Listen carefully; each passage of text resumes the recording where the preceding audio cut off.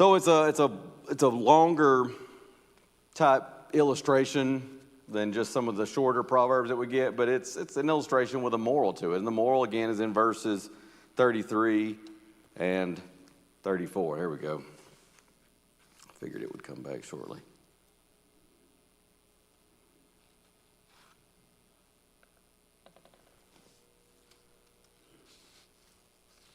But the moral there in verses 33 and 34 is, you may recognize it. It's, at least in the King James, it's quote, a verbatim quote, or it's word for word matching chapter 6, verses 10 and 11, where he talked about go to the ant, thou sluggard. So that's kind of the moral of the story here. Resting when it's time to work is a slippery slope. Your poverty will come like a thief or like a robber. It is just as unexpected. It is just as devastating. And as we said in chapter 6, it's kind of like here's somebody who is kind of that illustration of being robbed, but he's kind of robbed himself through his laziness. But the lesson here is coming from a farmer's field, and we know exactly what kind of farmer. Alden, in his commentary, says, lazy and stupid. The vineyard's overgrown with thorns and weeds. Its border wall is broken down.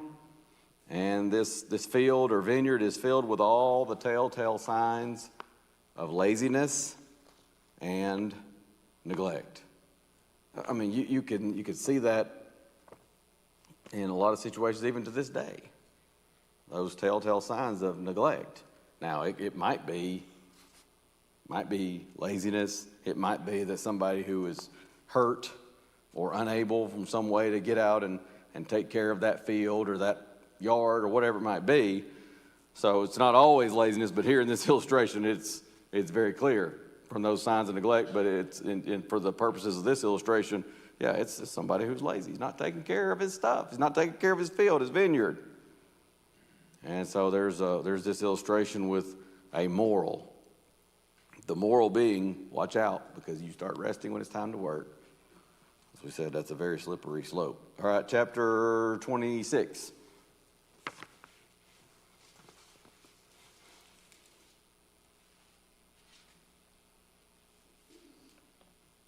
Here's where I mentioned where we get this illustration again. And this is where all four of these verses, 13 through 16, will use that first Hebrew word we looked at. So he says, the slothful man saith, there's a lion in the way. A lion is in the streets. Again, similar to 22:13 that we noticed just a moment ago.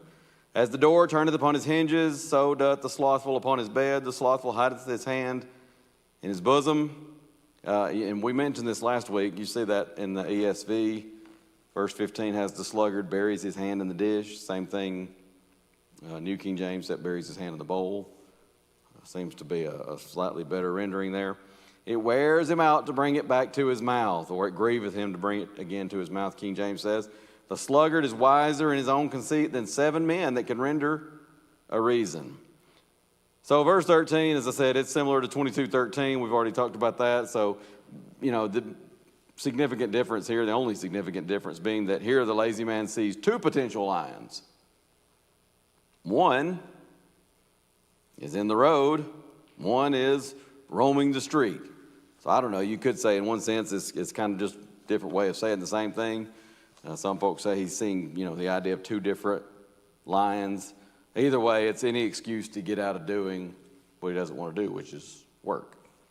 Verse 14, this is an illustration of chapter 19, verse 15. As the door turneth upon his hinges, so doth the slothful upon his bed. Well, 19:15, slothfulness cast into a deep sleep, and an idle person will suffer hunger. Well, mentioned this last week. In fact, we had kind of a lengthy and kind of humorous discussion. The concept of bed rotting. Here's somebody that's so lazy they're just not getting out of bed. Well, this is an illustration of that. In fact, again, you kind of seems to me at least, that maybe there's some humor here that is teaching a lesson like a door on its hinges. So here's a lazy person. He may roll over, and you think, he's getting up,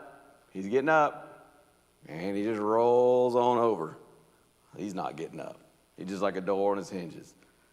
Sometimes, I used to do this to the kids sometimes. They come up, Christmas morning. They come up for daylight, and they're, it's Christmas Day, get up. And I'm like, get out of here. Nobody wants to get up, especially if you've been up late, putting something together or whatever. So there's a get up. And sometimes just to mess with them, might kind of roll over, and sometimes, I can still remember the kids say, he's getting up. And then just kind of roll on over, and they go, Dad, come on. That's kind of how this lazy, slothful bum is. He's like a door on his hinges. He's not going to get up. He looks like he's going to, but he's not. Again, you see some exaggeration there for the sake of emphasis and perhaps even some humor. Verse 15, we mentioned this with 19:24. We talked about that, where here's somebody puts his hand in the dish, grieves him again to bring it to his mouth. It's by the way, one of the, was it Alden that says it? Yeah, the hand sinks deep into the common bowl is the way he puts it. In other words, the common bowl being charity. Because he's not going to work and have anything in his own bowl because of his laziness. Now, verse 16.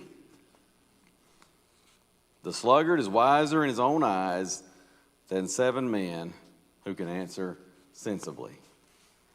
The sluggard is so very wise. And if you don't believe it, just ask him. He'll tell you how wise he is. You know what I sometimes say, I think is a good way to paraphrase it. It's not original with me, but I've heard it several times over the years. I've used it several times over the years. He's a legend in his own mind. Notice it does not say the sluggard is wiser than 7 men who can render a reason. He's wiser in his own eyes than 7 men. The Bible a lot of times will use 7, idea of completion. So here are 7 men, 7 of the wisest men. It would kind of seem to represent the sum total of wisdom on earth. And yet in his own mind, what do they know? I know more than they do. They're nothing special. I mean, this is one of those, we could probably go around the room and just about everybody tell a story where you run into somebody like that, who they know more than any expert. They know more than any person who has studied this matter. They know it all. They're, in their own mind, a legend. Wiser in their own eyes than 7 men who can render a reason. Man, there's such truth to that. And a lot of times, not only is that person a fool, but a lot of times you find out they're not only have they not studied this very much, because they haven't studied it because they're too lazy to study it. They certainly haven't worked in that and know what they're talking about from experience, because again, so often they're lazy. They're not going to work in that field or any other field if they can help it. And yet, he's an expert. She's an expert.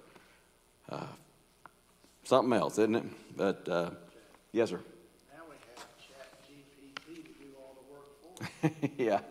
And that is something that is interesting. It mentioned now we have ChatGPT to do all the work for us.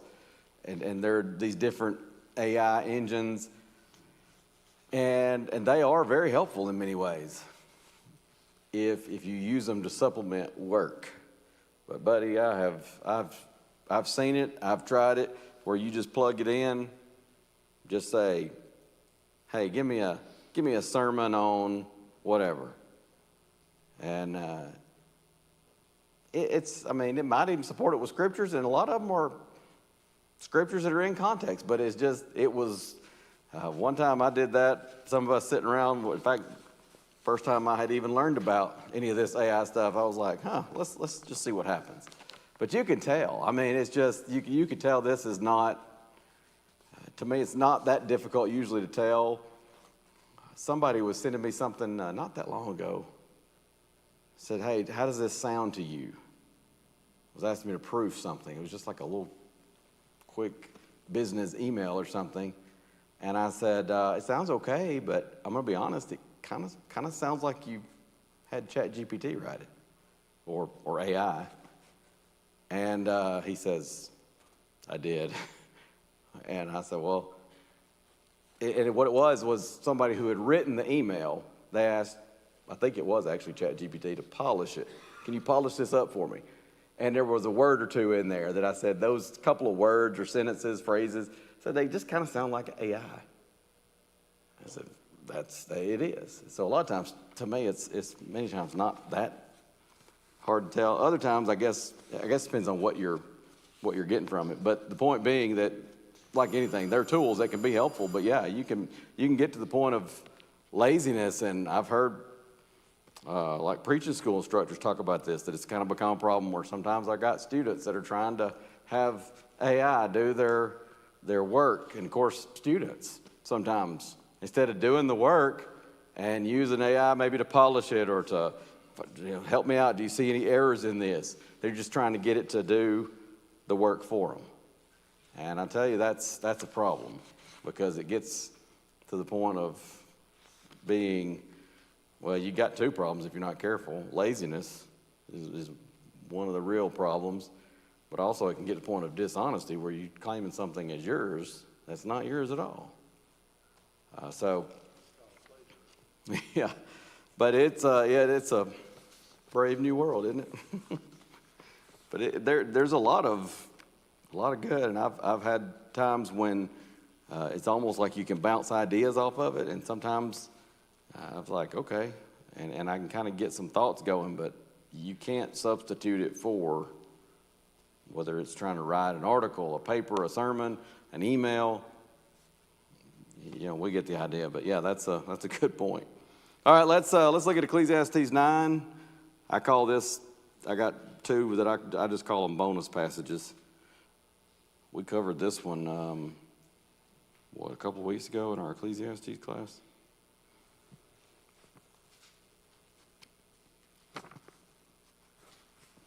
The King James has it as, whatsoever thy hand findeth to do, do it with thy might. For there is no work, nor device, nor knowledge, nor wisdom in the grave, whither thou goest. So whatever your hand finds to do it with your might. ESV has no work, thought, knowledge, or wisdom in Sheol. That's kind of a transliteration of that Hebrew word. Seems to mean the grave. That's the way the New King James puts it. And the King James as well. The unseen realm, the New Testament version of that would be Hades, the unseen realm of the dead, but the grave is kind of the idea there. Luke 16:10 is what came to my mind. I put that in my notes to compare Luke 16:10, where Jesus says, "He that is faithful in the least is what? He's going to be faithful in that which is much, and that which is great. And if you're not faithful in that which is least, well, you're not going to be faithful in that which is much or that which is great." So it's the idea, sometimes people say, well, what's the big deal? He asked me to do this little puny job. Give me a real job and I'll do my best. No, it doesn't work that way. If you're not faithful in the least, in the little puny job, you're not going to be faithful in the big job. You can't be counted on for the little job. You can't be counted on for the big job. And so if you find somebody that they take pride enough and they're diligent enough that they're going to do a good job even in something that is so seemingly insignificant, they're going to do a good job with that, though, because they're meticulous, they're diligent. Well, that's somebody that you can trust with a bigger responsibility as well. And so Jesus talks about that in Luke 16:10. One fellow said, if you wouldn't hand it to Jesus and say, here you go, then it's not done right. And when I heard that, I thought, it's an interesting way of putting it, but it also kind of puts it in perspective, doesn't it? I mean, you ever think about just, might be an everyday thing. Would I be willing to hand that to Jesus and say, hey, here's what I was asked to do. Here's my finished product, Lord. What do you think? That's an interesting way of putting it, but it is a pretty powerful thought. All right, let's look at one last one. I thought we would get on into honesty in work, but it kind of gives us a good starting point for next week. Not Proverbs. What am I doing? I'm wanting to go to Colossians. Colossians chapter 3. We've mentioned this several times, but I don't think we've actually gone to the passage.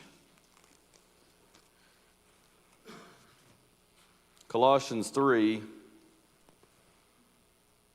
23 and 24. Whatsoever you do, do it heartily as to the Lord and not unto men, knowing that of the Lord you shall receive the reward of the inheritance, for you serve the Lord Christ. Everything a Christian does ultimately is for the Lord Jesus Christ. And when we look at life through that lens, does that not change how we go about virtually everything? And sometimes we forget that, but that's something we need to strive to remember at all times. Whatever I do, ultimately, I do for the Lord because He is my master. He is ultimately my employer, so to speak. All right, we'll stop there, and Lord willing, next week we'll begin this next subsection on honesty in work, and we'll definitely get through that and get into dependability because we have, I think, 5 verses dealing with honesty. All right, thank y'all very much.